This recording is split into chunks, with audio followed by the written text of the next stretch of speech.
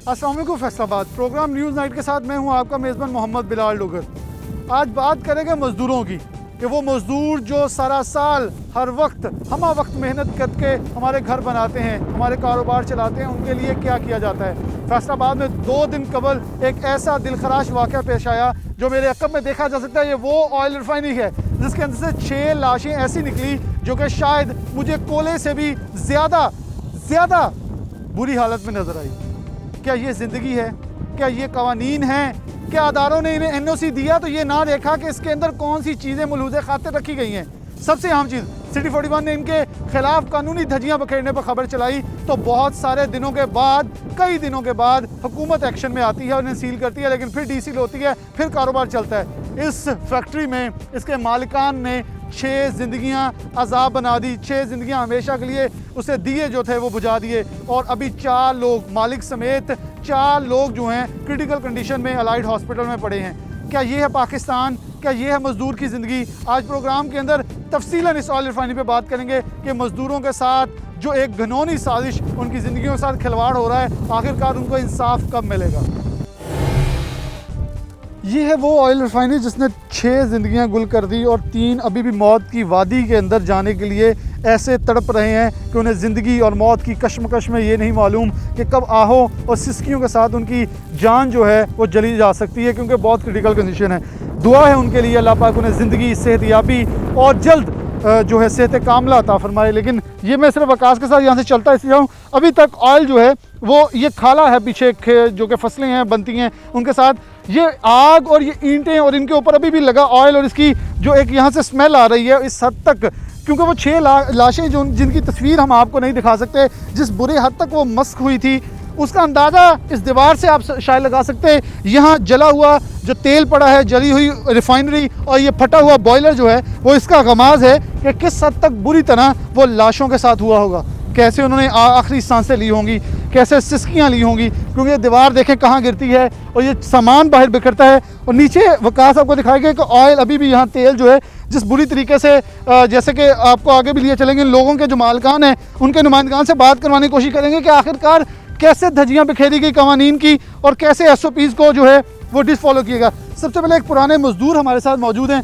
उनसे कुछ इन्फॉर्मेशन, जैसे कि मेरा एक तरीका है अपने प्रोग्राम के अंदर कुछ ऐसे लोग लेने का जो कि हमें वो चीज़ें बताएं जो कि शायद ना तो वो फैक्ट्री वाला बताएगा ना वो मजदूर बताएगा वो यहाँ ड्यूटी करता था, क्योंकि शायद उन्हें डर हो अभी भी अपनी ज़िंदगी का। लेकिन हम कुछ ऐसे लोगों को लेकर अपने प्रोग्राम में ज़रूर आते हैं जो कि पर्दाफाश करते हैं ऐसे लोगों का जो कि मकरू चेहरे रखते हैं। अस्सलाम वालेकुम चाचा जी। चलिए, आपने बहुत बड़ी तादाद, मतलब देर से तक इधर फैक्ट्रियों में काम किया, ये थोड़ा बताएं ये क्या क्या चीज़ें हैं और कैसे इसे ऑपरेट किया जाता है ऑयल रिफाइनरी को। ये टैंकर है सारे तेल के, जो इनमें वो तेल को गर्म करके साफ़ करते हैं। जी जी जी, गर्म करके साफ करते हैं। तेल बिल्कुल बहुत तेज़ गर्म होता है, ज़्यादा गर्म होता है तो उसकी अपनी ताकत बन जाती है। यहाँ तो हिफाजती इंतज़ाम को नज़र नहीं आता कि कोई उन्होंने किया हुआ हो। बॉयलर वो देख लो अब गिर गए हैं, ये बॉयलर गिरा पड़ा बिल्कुल, टैंकी है वो सब टूटी हुई है। हिफाजती इंतज़ाम मेरा ख्याल है कि बिल्कुल ही कुछ जैसे ढांचा खड़ा करके काम उन्होंने चलाया। एक मोबाइल जब इकट्ठा करके लेके आते हैं फिर इन टैंकरों में आता है। हाँ, इनको पहले गर्म करते हैं ना, इसमें गर्म अपने केमिकल डाल के उसका मैल वगैरह साफ़ करते हैं, दोबारा उसे रिफाइन करते हैं, फिर उसको मिक्स करके दोबारा नई सिरे से रीशेड्यूल करके फिर आगे सप्लाई करते हैं। चाचा, जिस हद तक बुरी तरह ये सब कुछ झुलसा हुआ है, जला हुआ है, आग जो फुटेज चल रही है वो बता रही है, क्या लगता है कि यहाँ आग बुझाने के लिए सिलेंडर काफ़ी होंगे? नहीं, सिलेंडर के मैं पहले बात कर रहा था कि गाड़ियाँ नहीं आगे बुझा सकती, क्योंकि जब तेल को आग लगती है तो उसमें पानी डालो तो आग और ज़्यादा भड़क जाती है। इन्होंने तो मेरे ख्याल बाहर फायर वो सिलेंडर भी नहीं रखे हुए मेरे नजर आते, कहीं पड़ा 5-6 घंटे मुझे लगता है कि यहाँ सिर्फ ज़्यादा होगा जी, 5 लगे हैं ज़्यादा सिर्फ और आग बुझाने के लिए, कूलिंग का अमल लेकर 10 सिलेंडर हैं जी जो झुलसे हुए हैं और छोटी टंकी रखी है। पाइपलाइन आप देख लें, मेरा लीटर होगा। भागने के देखे आदमी को गुजरने के लिए कोई जगह नजर नहीं आपको नजर आ रही है। थोड़ा आगे आ जाए मेरे साथ ही, ताकि मैं थोड़ी सूरत हाल आपके सामने ज़रा डिस्कस कर लें। हम अंदर चले हैं ताकि आपको थोड़ी सी इस ऑयल पर से जो घूम रहे होंगे या इधर जो घूम रहे हैं वो भागने के लिए देखें आप कहीं आए उनको जगह नजर आती, क्या वो भाग के अपनी जान बचा? सिक्योरिटी मैयर्स जो हैं वो ना होने के कुछ भी नहीं है जी यहाँ, उन्होंने सेफ्टी मैयर्स जिसे कहते हैं। वो परली साइड पे ड्रम थोड़े पड़े हैं, ये इस मशीनरी के पास, टैंकों के पास आदमी ये वाल लगे हुए जो बंद करने वाले होते हैं। आप बताएं वो कैसे आगे बंद करके एकदम तक ये देखें ना, ये वकास ये दिखाएं जिस हद तक ये गार्डर जो हैं वो इस हद तक सेक लगा है कि वो बिल्कुल टेढ़े हो गए हैं। तो कोई बंदा कैसे आके वो जो हैंडल से बंद कर सकता है। मैं सिर्फ यहाँ से गुजरने की ट्राई करनी है एक वकास, ताकि आपके साथ थोड़ा सा आगे लोगों को, नाज़रीन को बताएं कि सेफ्टी मेजर्स जो हैं, वकास थोड़ा इस साइड से मेरे साथ आ जाएं ताकि हमने बैक साइड दिखानी है कि सेफ्टी मेजर्स कैसे अडॉप्ट किए गए यहाँ। ये यकीनन तौर पे यहाँ से जो 6 लाशें निकाली गई हैं वो मुकम्मल तौर पे ऐसे थी जैसे उनको कोयले की मानद कर दिया गया। भाग के तो देखे ना, आप देखो भागने के लिए तो जगह कोई नहीं है बिल्कुल। आराम से जाए, हम गुजरेंगे तो देखो कभी नीचे कभी ऊपर, कभी ये रास्ते में पाइपलाइन है। और इतने में आग इतना वक्त देती है? नहीं जी, ये तेल की आग, जहाँ तेल लग गया वो तो सब और फिर जो आग बुझाने के हालात हैं, क्या वो यहाँ काम आ सकते थे कुछ सिलेंडर? बाहर से आके मैं कह रहा हूँ, मुझे नहीं उम्मीद कि बाहर से आके लोगों ने आके जो पानी डाला वो कैसे डाला हुआ इस पर, नजर नहीं आता। यहाँ शहर से जो आने का रास्ता है वो भी ऐसा है। एक तो बादियाँ करीब है, दूसरा जी बोले आप। यहाँ आने के आकर पानी देखें ना, पानी आपको नजर नहीं आ रहा है, जितना जितनी आग है उतना पानी नजर नहीं आ रहा, तेल बिखरा हुआ है, पानी नजर नहीं आ रहा कि पानी डाल के इसको बुझा दिया गया। बहुत शुक्रिया चाचा जी। अभी आप पीछे देखें कि ये अभी ऑयल पड़ा है, पीछे इसके ऑयल जो है बिखरा हुआ है। ये सिर्फ ये देखिए सामने ज़रा किस हद तक बुरी तरह ये जो जिसके अंदर तेल डाल गर्म किया जाता है उसकी हालत देखें ज़रा बाहर से, वो कोयले की मानद हो चुके हैं। तो फिर क्या हमारी हुकूमत या अदारे ये चीज़ नहीं देखते कि यहाँ मुझे याद पड़ता है रमज़ान मिर्ज़ा साहब हमारे साथ होंगे, मैं उन्हें लाइन पे ज़रूर लूँगा अपने साथ, उनसे ये बताएंगे कि कैसे उन्होंने दीवार फैलाकर इस फैक्ट्री को जो कानून की धज्जियाँ बिखेरी थी उनको काम करने के लिए इस्तेमाल किया था। पहले मियाँ साहब आप आ जाएँ और शाहजेब से कहूँगा इनको ज़रा मास्क पहनवा दें जो मज़दूर यहाँ आएँ, ताकि इनसे फिर मैं बात करूँगा। आप मियाँ साहब यहाँ आ जाएँ, क्योंकि SOPs की जो हमने खिलाफ वर्जी है वो भी नहीं करनी और उसका मलूज़ खाते रखना। अस्सलाम वालेकुम। वालेकुम सलाम। मियाँ साहब, मज़दूर मरता है, मर जाता है, मालिक कमाता है, अमीर बन जाता है और शशके पूरे करता है, लेकिन यहाँ देखें मज़दूर मर गया, हर चीज़ इस वक्त टूट फूट का शिकार। यहाँ आग बुझाना नामुमकिन थी, आग लग जाए कोई बच नहीं सकता, और जैसी लाशें निकली हैं वो तस्वीर आपने भी देखी हैं, क्या कहेंगे? बिस्मिल्लाहिर्रहमानिर्रहीम। सबसे तो पहले जो मज़दूर शहीद हुए हैं उनके लिए मैं हज़ारे करता हूँ, उनके वाक़ के लिए सब्र की तलकीन करता हूँ। उसके बाद जो मालकान ने जो इंतज़ाम जो बरैलर फटे हैं, जो ऑयल टैंकर, इनमें से कोई इंतज़ाम ऐसा नहीं था जिसके मज़दूर की सेफ्टी हो सके। जितने भी फैक्ट्रियाँ, तमाम फैक्ट्रियों में कोई ऐसा हालात नहीं है, हिफाजती हालात, जिस वजह से मज़दूर की सेफ्टी हो सके। बगैर SOP को बगैर गवर्नमेंट कोई एक्शन नहीं ले रही। पहले फैक्ट्रियों की इंस्पेक्शन होती थी, लेकिन आज 2 साल से इंस्पेक्शन बंद कर दी इमरान खान ने, जिसकी वजह से बहुत सारे हादसा पेश आ रहे हैं। हमारी गवर्नमेंट पंजाब से अपील है कि ऐसी फैक्ट्रियों को फ़ौरन फिर बंद किया जाए और जो SOP है उसको फॉलो किया जाए। इंडस्ट्रियल डिपार्टमेंट ने बाकायदा जो अपनी एक रिपोर्ट DC फैसलाबाद को साल की, उसके अंदर लिखा कि यहाँ किसी किस्म के हालात, आग बुझाने के हालात ही मौजूद नहीं थे।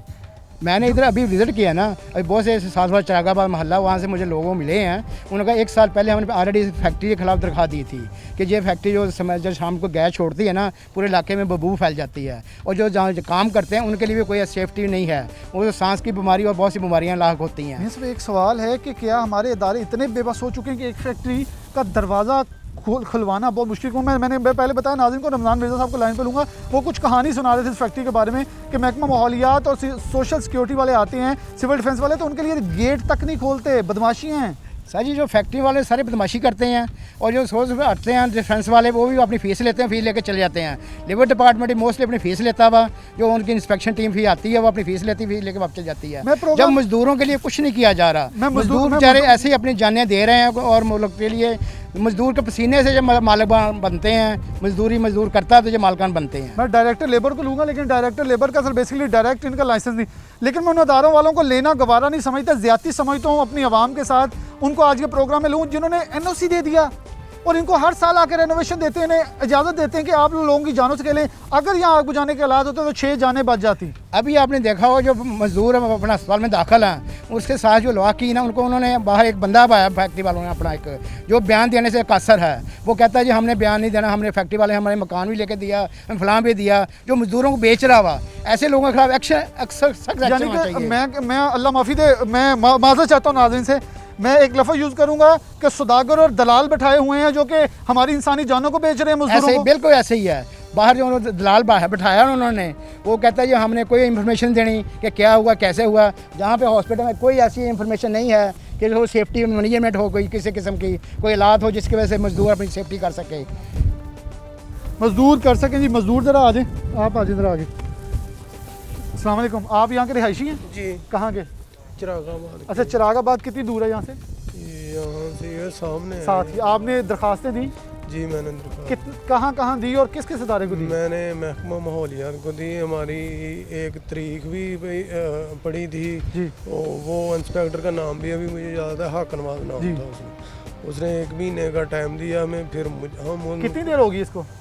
1 साल हो गया और कोई एक्शन नहीं हुआ? कोई अब जो जब आग लगी है क्या सूरत हाल थी? यहाँ बहुत बुरी सूरत हाल थी। हम तो इधर देख रहे थे, हम रात 12 बजे तक इधर खड़े रहे। ये फैक्ट्री वाले अगर कहें कि यहाँ आग बुझाने के हालात मौजूद थे तो ये सच है? नहीं, झूठ है, ये झूठ है। हम तो वो मालिक भी मैंने देखा है, उनकी मिन्नतें हमने की हैं, यार ये सेहत का मामला है, बुज़ुर्ग लोग जो हैं, बच्चे हैं, उनके लिए मसला है। हमको रात को नींद नहीं आती, इतनी बदबू इधर से जाती थी। वो कहता था मेरे खिलाफ ये जो गाँव है 70 मुल्लापुर, ये इनने भी दरखास्तें दी हैं, मेरे खिलाफ 100 दरखास्त होगी, आप भी जो कर ये जो से हॉस्पिटल में जख्मी पड़े हैं? नहीं, इनका दूसरे जो मालिक है असल? मालिक नाम क्या है उनका? आजम नाम है उसका। मैं वो मालिक को भी जानता हूँ। जानते हैं? वो कहाँ के रहने वाले हैं खुद? वो शहर रहते हैं। शहर रहते हैं। आजम साहब खैर मनाएं, क्योंकि आपने इंसानी जानों से खेला, आप अदारों से कुछ ले दे के बचे। मैं नहीं कहता अदारों में, बड़े अच्छे फैसलाबाद के हुक्मरान इस पर बैठे हुए हैं, डीसी फैसलाबाद मोहम्मद अली और जो एसी हैं, असिस्टेंट कमिश्नर हैं सिटी फैसलाबाद और सदर, दोनों कॉम्पिटेंट हैं। मैं सिर्फ उनकी तारीफ़ नहीं कर रहा, मैं उन्हें ये बावर करवा रहा हूँ कि आपके इख्तियार में है, इन लोगों को सज़ा दिलवाएं। आप ज़रा आगे आ जाए।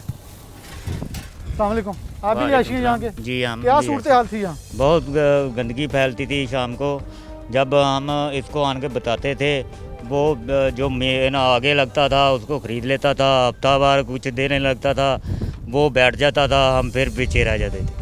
अच्छा, तो आपने दरखास्तें भी दी इसकी? जी बिल्कुल दी दरखास्त। अच्छा, तो क्या इस वक्त जो हालात थे यहाँ जब आग लगी थी, क्या मंजर थे, क्या मनाजर? क़यामत के हिसाब से जो आबादी है चिरागाबाद, इसके साथ जो उर्री शहर से आबादी है, वहाँ से तो खड़ा नहीं जाता, इतना सेक था, इतनी यानी कि धुआं आलूदगी थी यहाँ पर, तो खड़ा नहीं जाता। हाँ जी, पहले भी ऐसे हालात थे? पहले तो बदबू आती थी ना, बहुत बदबू और गलाजत के जो अंबार हैं वो यहाँ लगे हुए थे, लेकिन कोई भी एक्शन लेने से कासिर था। क्या इतने बासर हो गए हैं हम, इंसानियत से आगे गुजर जाते हैं, हम धज्जियाँ बिखेरते हैं इंसानियत की। मियाँ साहब ज़रा आप दोबारा आ जाए मेरे पास ही, ताकि मैं आपसे ज़रा कुछ चंद सवालात और कर लूँ। मियाँ साहब कह रहे हैं आग इस हद तक शिद्दत की थी कि इसका, क्योंकि मुझे वीडियोस लोगों ने जब रात को जब आग लगी, मुझे भी व्हाट्सएप की कुछ, तो यहाँ से लोगों ने बनाई, बहुत दूर दूर खड़े 1122 की कोशिश, उनको खराज तहसीन के 4 से 6 घंटे लगाने के बाद सिर्फ आग बुझाई उन्होंने। क्या कहेंगे इस पर आखिर पे? हम 1122 के बहुत शुक्रगुजार हैं कि उन्होंने 8 गाड़ियाँ इधर आग बुझाने के लिए 3 बचा लिए, फिर भी अल्लाह का शुक्र। 3 लोग भी बच गए हैं, अभी ज़िंदगी कश्मकश में चल रहे हैं, जिसमें मालिक भी शामिल है उसमें। तो बाकी 6 मजदूर जो शहीद हुए हैं, हम उनके लिए बहुत अफसोस। क्या दरख्वास्त करेंगे उनके लिए, क्या करना चाहिए? गवर्नमेंट से अपील करते हैं कि उनके लिए कोई ऐसा लाहे पैकेज का ऐलान किया जाए जिसके लवाकिन को कोई उसकी सिला तो नहीं मिल सकता, ज़िंदगी देने में मतलब कोई नहीं इंसान है, लेकिन उनके जो बच्चे हैं, उनके जो लवाकिन वालिदैन हैं, उनके लिए कुछ सहारा बन सके, उनका नेमो बदल कोई हो सके, उन्हें कुछ सहारा मिल सके, उन्हें कुछ ऐसे पैसे जब मुआवजा अदा किया जाए कि उनके घरों का चूल्हा, उनके बच्चे, उनके ख़ानदान बच जाएँ। एक छोटी सी ब्रेक, दोबारा हाजिर होंगे, अलाइड हॉस्पिटल लेके जाएंगे। जो मियाँ साहब ने बात बताई कि वहाँ जो बाहर बैठे लोग हैं, मैं उनसे भी बात करूँगा आकर कौन है जो अभी भी सौदागरी से नहीं हट रहे।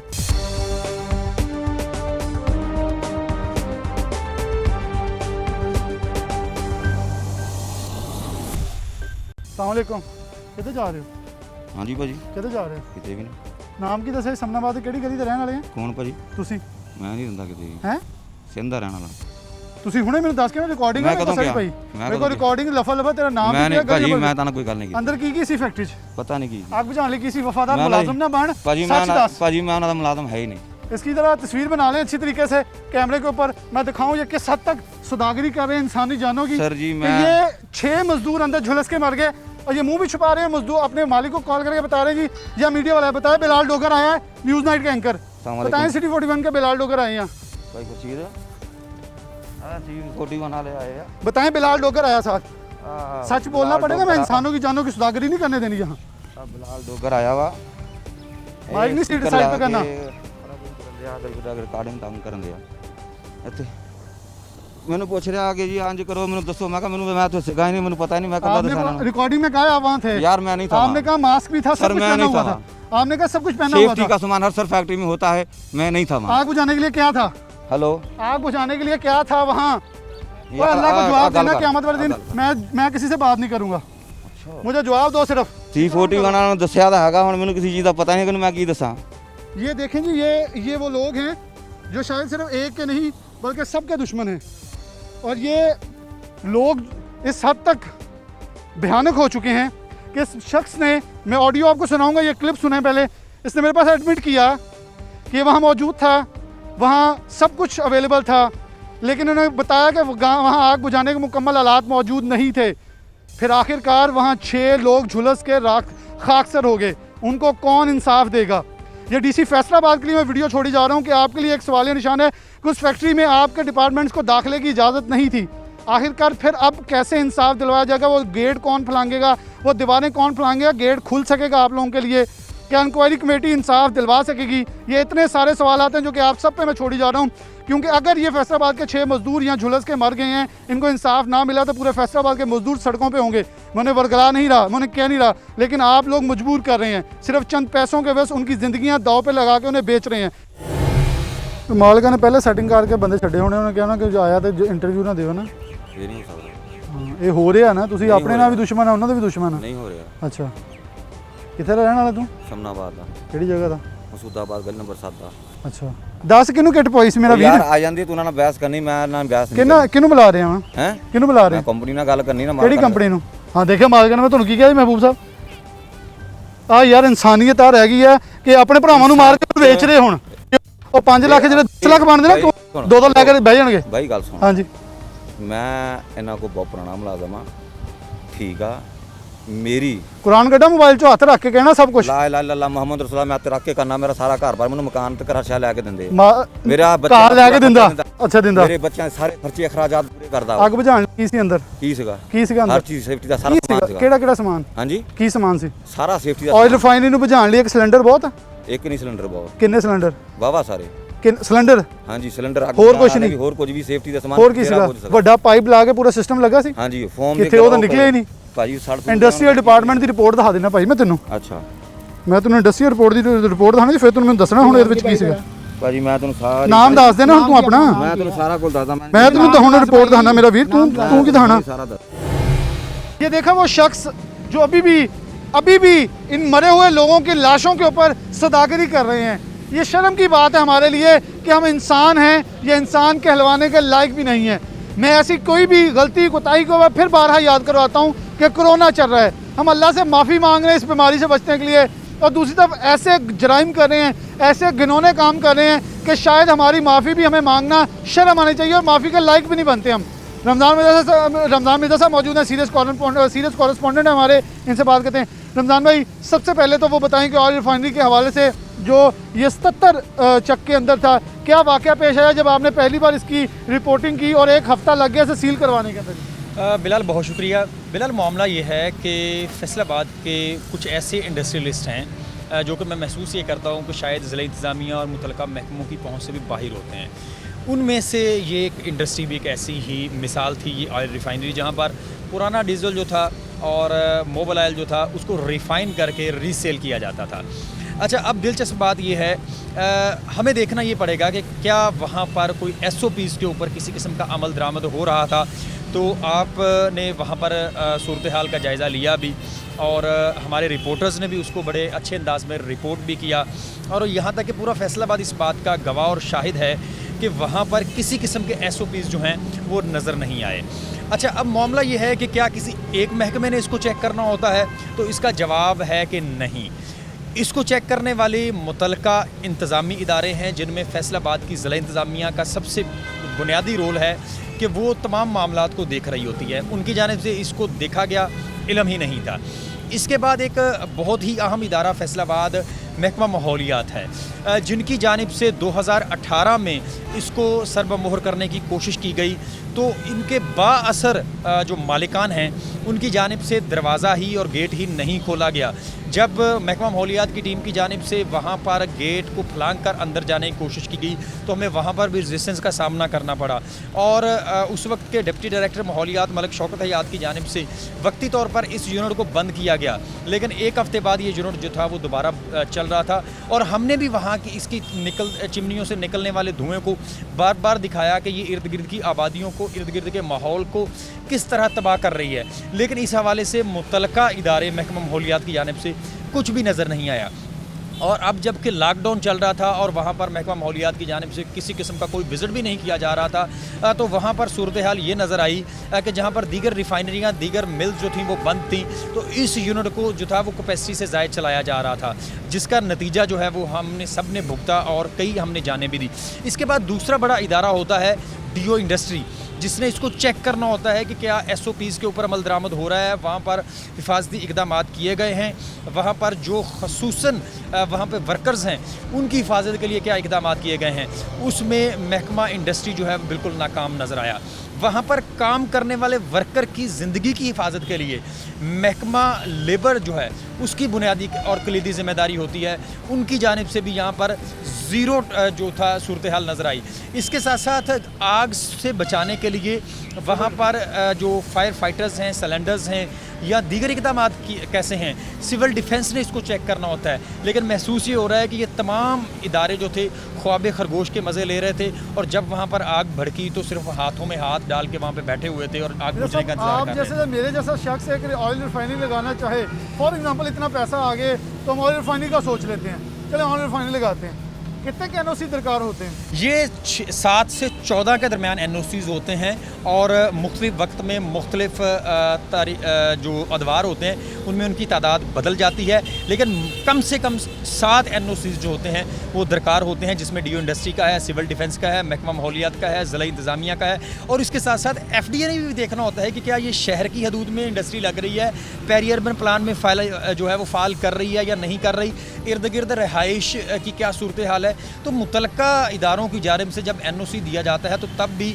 मुझे ये लगता है कि शायद भारी रकमें जो हैं वो लगती हैं इस तरह के NOCs लेने के लिए और उसके बाद उसको चेक भी नहीं किया जाता। और जिन तमाम डिपार्टमेंट्स का मैं जिक्र कर रहा हूँ उनकी जानिब से अगर चेक कर लें तो सिर्फ एक काम किया गया होगा कि इनको नोटिस भिजवा के चुप करके बैठ गए होंगे। और जब इस तरह के हादसा होते हैं तो उसके बाद फिर वो नोटिस की कॉपी निकाल दी जाती हैं कि भाई हमने इस तारीख को दिया, फिर हमने इस तारीख को दिया, फिर हमने इस तारीख को दिया। इससे पहले जब सरगोदा रोड के ऊपर बॉयलर फटा तो उस वक्त भी डीओ इंडस्ट्री की जानिब से कई एक नोटिफिकेशन बाहर आ गए, बॉयलर फटने के वाले से आ गए कि भाई हमने 2, 4, 5 और इसको कह दिया था ये नाकस है। वो भाई अगर ये नाकस है तो आप किस चीज़ की तनख्वाह लेते हैं जब आपने इनको बंद नहीं करवाना, जब आपने पास अगर आपने फेल कर भी दिया तो बाजोरे बाजू बंद करवाना किसकी जिम्मेदारी है? जैसे ये खाल हमारे सामने से ऐसे खाल है वहाँ इर्द गिर्द, उसके अंदर तेल जाता है, 7 ज़राई ज़मीनें हैं, उन ज़राई अजनास को जो तेल और गर्दो गुबार सब कुछ लगता था क्योंकि पानी को छोड़ते थे तेल वाला, उसका भी कभी किसी ने चेक नहीं किया।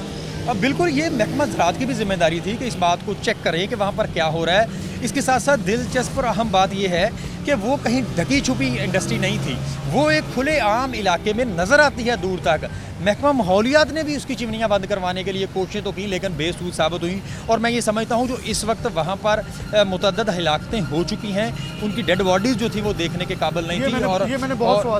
और यकीन करें जब मैं उसको देख रहा था तो मैंने उनकी वीडियोज़ डाउनलोड की और फौरी डिलीट कर दी, दोबारा उसको देखने की हिम्मत नहीं पैदा हुई। अब सवाल ये है कि क्या मुतलका मालिकान की जानिब से उनको सिर्फ दिलासे दिए जाएंगे या मरने वालों की औलाद के साथ, वालिदैन के साथ कोई अच्छा सलूक भी होगा। लेकिन अभी तक इस मामले के ऊपर बिलाल कुछ नज़र नहीं आ रहा। मेरा सबसे अहम सवाल होगा अभी तक इंक्वायरी कमेटी, एक तो डीओ इंडस्ट्री की तरफ से एक वो जो आया कि इसके अंदर कोई भी हिफाजती इक़दाम आग बुझाने के नहीं थे, यानी कि इंडस्ट्री वालों ने डाल दिया ये सिविल डिफेंस के ऊपर। अभी तक के मुताबिक आपको कमेटी बनी है, कोई पेशरफ हुई है? कल ACCT भी इसके ऊपर काम में लगे हुए थे, कोई पेशरफ या कोई अभी तक जो चीज़ें आपके सामने आई हों? बिलाल सबसे मेरा पहला सवाल है, सरगोदा रोड के ऊपर बॉयलर फटा, मुतअद्दिद जाने गई, उन्होंने इमदाद भी की, उसकी कोई फाइनल इंक्वायरी रिपोर्ट और क्या मालिकान के ख़िलाफ़ किसी किस्म की कार्रवाई सामने नज़र आई तो आपका जवाब नहीं में होगा।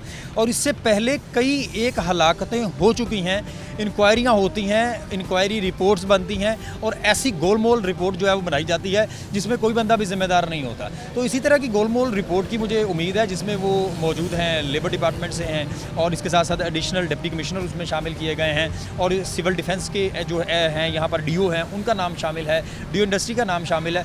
आप भी यहाँ हैं, हम भी यहाँ हैं। होना ये है एक गोलमोल सी रिपोर्ट सामने आ जानी है जिसके बाद जो है वो ये समझ नहीं आनी कि मुद्दा किसके ऊपर गिराएं। अच्छा, एक और दिलचस्प बात ये है कि 2 हफ्ते पहले एक ऐसा ही वाक़या जो था उसकी शिद्दत ज़रा कम थी, ऐसा ही रूनुमा हुआ, लेकिन मुतलका जो इंडस्ट्री मालिकान थे उनकी जानिब से उस मामले को दबा दिया गया और उसमें भी एक हलाकत ऐसे हुई और जो वहाँ पर शख्स मौजूद था वो मौका पर ही दम तोड़ गया जलकर।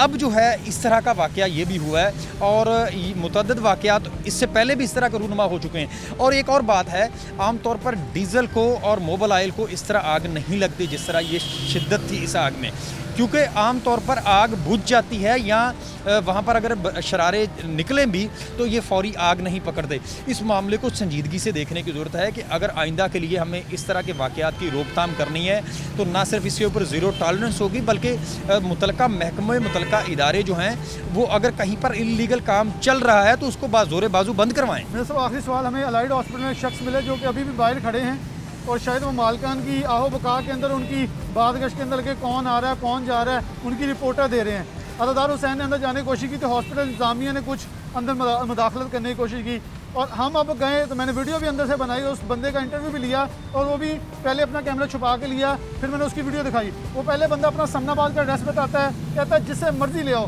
SP को ले आओ, CPO को ले आओ, जिससे मर्जी, मैं नहीं डरता। लेकिन फिर उसके बाद वो कहता है मैं तो सिंध का रहने वाला हूँ। और ये मालकान की अभी भी दलाली और सदाकरी का काम जो लोग कर रहे हैं, क्या होगा कि हम इतने भी सो चुके हैं, हम जानों के नजराने के ऊपर तमाशा और अभी भी पैसे बना रहे हैं। असल में मामला ये है बिलाल, जो गरीब आदमी है उसे फ़िक्र है 2 वक्त की रोटी की और मज़दूर को इससे कोई गर्ज नहीं होती कि वो कहाँ पे काम कर रहा है, वहाँ पर उसकी ज़िंदगी किस हद तक रिस्क पे है, वहाँ पर उसे चाहिए होती है 2 वक्त की रोटी अपने लिए और बच्चों के लिए। जब तक मुतलका महकमों की जानिब से इस मामले के ऊपर ज़ीरो टॉलरेंस नहीं होती तब तक इस मामले के ऊपर जो है वो ऐसा ही होता रहेगा।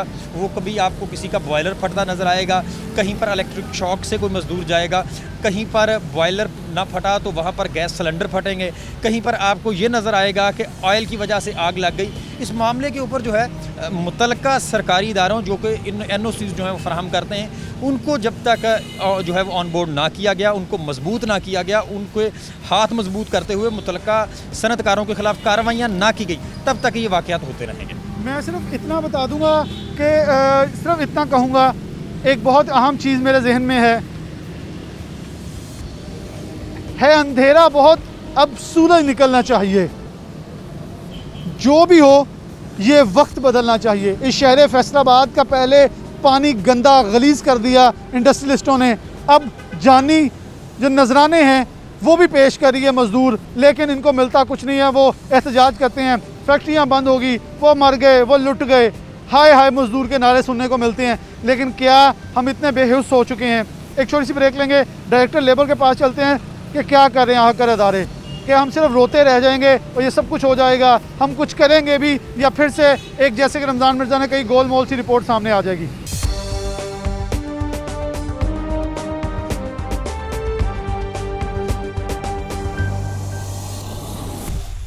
वेलकम बैक नाज़रीन, दोबारा से प्रोग्राम के अंदर आपको खुशामदीद कहते हैं।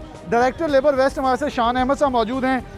आखिरकार क्या हमारे मज़दूर की कोई ज़िंदगी नहीं है कि वो मज़दूर जो सारा साल मेहनत करता है, जो हर लम्हा मेहनत करता है, किसी का घर बनाता है तो किसी की फैक्ट्री चलाता है, लेकिन किसी का घर बन जाता है तो वो बेघर रहता है, किसी की फैक्ट्री चल जाती है तो वो बेरोज़गार ही रह जाता है, उसको उसका हक़ नहीं मिलता। ये तो हमारा दीन कहता है कि पसीना खुश्क होने से पहले उसके पैसे उसको अदा कर दिए जाइए, उसका मुआवजा उसे अदा किया जाए, लेकिन ये मुआवजा अदा नहीं हो पाता। आखिरकार क्या इस नाअहली की वजह है? और ख़ास तौर पे फैसलाबाद में जो 2 रोज़ कबल एक घिनौना, एक दिलखराश वाक़या पेश आया जिसके अंदर 6 से ज़ायद लोग जो हैं वो जलकर खाकसर हो गए। इस हद तक लाशें मुंसक हो चुकी हैं। आप स्क्रीन पर देख सकते हैं, शायद मैंने ब्लर इसलिए करवाई हैं, हम चला नहीं सकते इन चीज़ों को स्क्रीन के ऊपर, क्योंकि जिस हद तक लाशों का बेहुरमती में लफ्ज़ इस्तेमाल करूँगा हुई है, यकीनन तौर पर ये हमारे तमाम अदारों के ऊपर सवालिया निशान है। शान साहब से बात का आगाज़ करता हूँ। अस्सलाम वालेकुम सर, बहुत शुक्रिया टाइम देने के लिए। आप इंक्वायरी कमेटी के अंदर भी हैं जो इस वक्त DC फैसलाबाद ने एक कायम की है, क्या समझते हैं कि मैं तो यकीन तौर पे आप पे भी सवालिया निशान छोड़ूंगा, सिविल डिफेंस पे भी छोड़ूंगा, इंडस्ट्रियलिस्ट यूनिट पे भी छोड़ूंगा। आज तक उस फैक्ट्री को जब हम 41 पे बेचता हुआ दिखा चुके कि यह कानून की धज्जियाँ उड़ा रही है, माहौलियाती आलूदगी कर रही है, लेकिन कोई डिपार्टमेंट हरकत में ना आ सका कि ये फैक्ट्री मालकिन इतने मजबूत हैं कि मजदूरों के हकूक़ के लिए बनाए अदारे भी बेबस नज़र आते हैं। नहीं सर, हम अपने तौर पे एफर्ट करते रहते हैं वक्तन फ़वक्तन। इस फैक्ट्री के भी 2 दफ़ा चालान हुए हैं, लेकिन मसला सिर्फ ये है कि बाज़ लोग वो जैसे वो एंटर होने की किसी को इजाज़त नहीं देते। आपने भी अब देखा होगा, मुख्तलिफ लोग गए हैं तो उन्होंने दरवाज़ा ही नहीं खोला। तो ज़ाहिर है हमारे जो लोग हैं उनके पास ना तो कोई पुलिस की सहूलत है, ना कोई किसी किस्म की। और ये बेचारे हमारे लेबर ऑफिसर वगैरह जाते भी हैं तो ज़ाहिर है इन्होंने तरीके सलीके से ही वो करना होता है।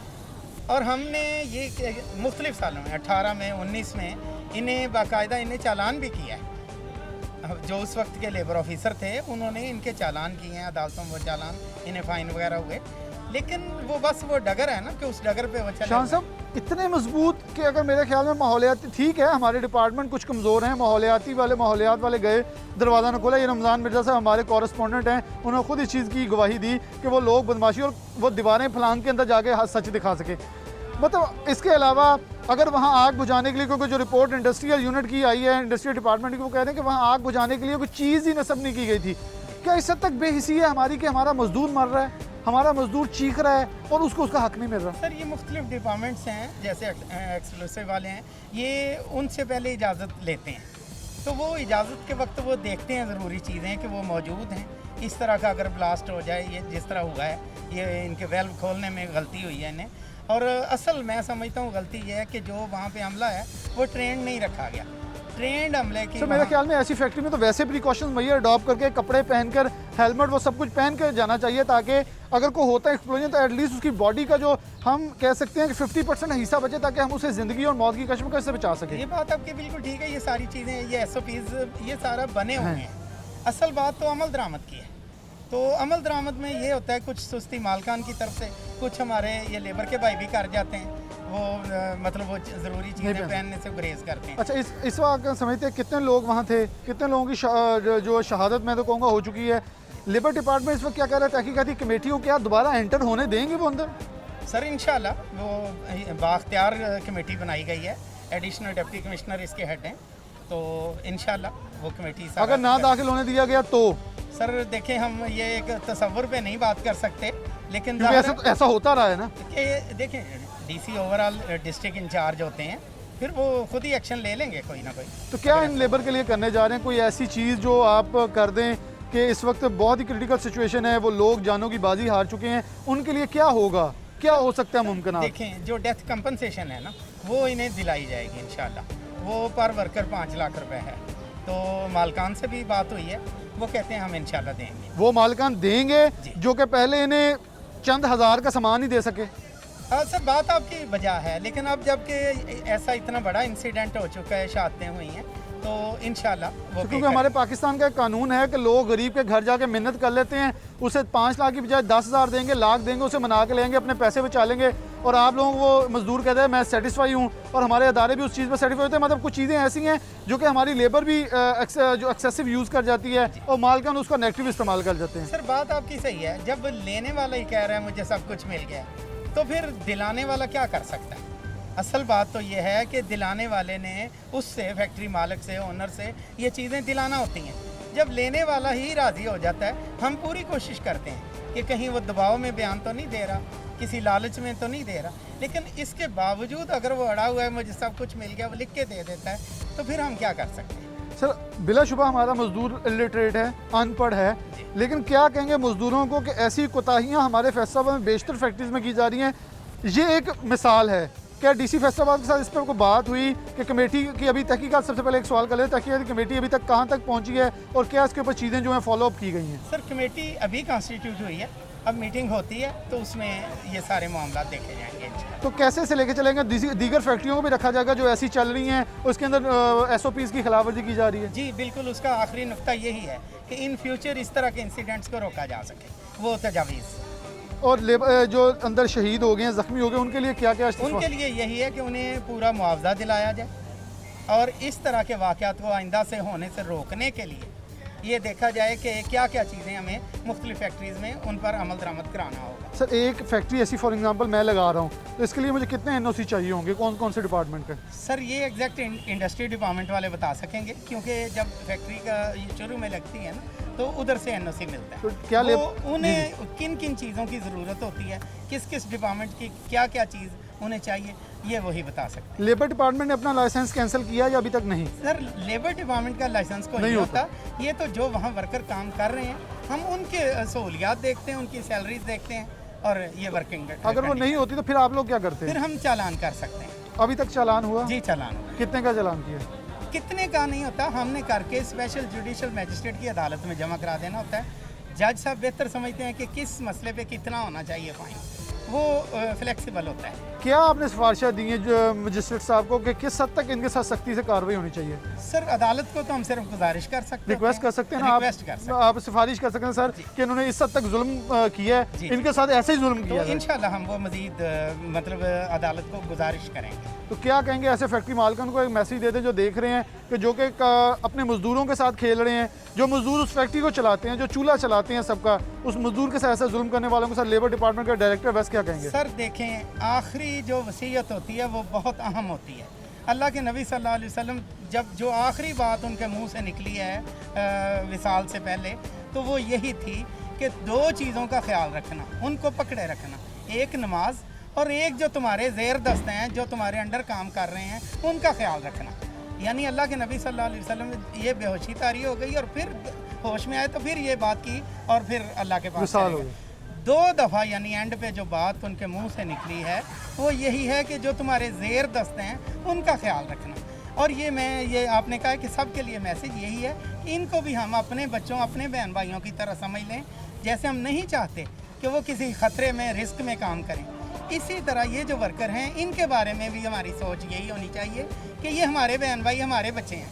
तो जो जो सहूलतें उनके लिए, जो जो प्रिकॉशंस हम उनके लिए चाहते हैं कि ये चीज़ें हों तो काम करें हमारे अपने, तो ये भी हमारे अपने हैं। इसलिए हम इनका वैसे ही ख्याल करें इस सोच के साथ। जब हम होंगे तो फिर इंशाल्लाह वहाँ हम सहूलतें ज़्यादा देंगे। इंशाल्लाह फिर हम सहूलतें ज़्यादा देंगे। शान अहमद साहब बहुत शुक्रिया आपका, इनका मैसेज मुझे बड़ा अच्छा लगा। मेरा इतराज़ है लेबर डिपार्टमेंट से अभी भी, वो इन्होंने खुद भी तस्लीम किया कि हमारे लेबर के भाइयों की कोताहियाँ हैं, सिविल डिफेंस की कोताही है, इंडस्ट्रियल डिपार्टमेंट की कोताही है, सबसे बड़ी कोताही माहौलियात की है जिन्हें अंदर भी दाखिल नहीं होने दिया गया। लेकिन ये सारी कोताही है डिस्ट्रिक्ट इंतज़ामिया की, जो बेबस नज़र आई इस तमाम सिनेरियो में। पहले आखिरकार हम तब होश क्यों लेते हैं जब पानी सर से गुजर जाता है। नबी आखिर ज़मान सल्लल्लाहु अलैहि वसल्लम का जो फरमान आलीशान उन्होंने बयान किया वो मुझे बड़ा ही खूबसूरत लगा। उनकी तो हर चीज़, हर लफ्ज़, हर नुक्ता खूबसूरत है, लेकिन जो पैगाम है अपने नीचे वालों के साथ उनका हक देना, उनका हक ना दबाना। मैं उस फैक्ट्री मालिकान से सिर्फ ये पूछूंगा कि आपने बदमाशी की, आपने अंदर किसी को एंटर नहीं होने दिया, लेकिन एक सवाल का जवाब देने कि आपके बच्चों के पेट में जाने वाला रिस्क कौन कमाता था? वो लोग जिनकी जानों का आप इस वक्त खमियाजा पूरा नहीं कर सकते। जिन्होंने आपकी फैक्ट्री चलाई है वो मर चुके हैं, वो शहीद हो चुके हैं, वो झुलस के खाकसर हो चुके हैं। क्या उनका आप खमियाजा पूरा कर सकेंगे? उनकी फैमिलीज़ को चंद लाख दे के उसका मुआवजा पूरा अदा हो जाएगा? क्या उन्होंने जिस हद तक आपकी फैक्ट्री चलाई, जितना पैसा दिया, वो हलाल का है? सवाल है, इसके साथ छोड़ी जाऊँगा। ये पब्लिक भी इसका फैसला करेगी और आपका गिरबान भी पकड़ा जाएगा क़यामत वाले दिन, क्योंकि जुल्म आपने बहुत बड़ा कर दिया है। इसी साथ प्रोग्राम न्यूज़ नाइट से इजाज़त दीजिए। अल्लाह हाफ़िज़।